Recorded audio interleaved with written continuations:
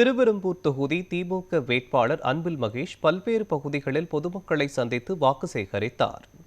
காட்டூர் பிள்ளையார் கோவில், பாப்பாக்குறிச்சி, நெய்க்குளம், பாரிநகர் மற்றும் அண்ணாநகர் ஆகிய பகுதிகளில் பொதுமக்களை சந்தித்து உதயசூரியன் சின்னத்திற்கு ஆதரவு கோரினார். அப்போது அவர் பேசிய அன்பில் மகேஷ், காட்டூர் பகுதிக்குட்பட்ட 38வது வார்டில் சுமார் 25,55,58,000 ரூபாய் மதிப்பீட்டில் சாலை பணிகள், பள்ளி கட்டிடங்கள், சுற்றுச்சுவர் மற்றும் சிறு பாலங்கள் போன்ற எண்ணற்ற பணிகள் முடிக்கப்பட்டு மக்கள் பயன்பாட்டிற்கு கொண்டுவரப்பட்டுள்ளதாக கூறினார்.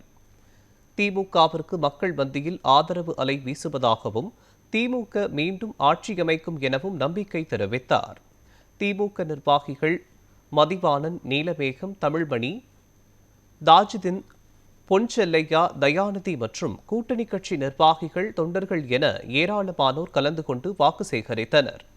கூடுதலாக 15 லட்சம் பிள்ளைங்க இன்னைக்கு வயிறார சாப்பிட போறது யாத்திரமா காரணம் 23ஆம் தேதி நீங்க போட போற அந்த ஓட்டு தான் காரணமாக இருக்க போகிறது.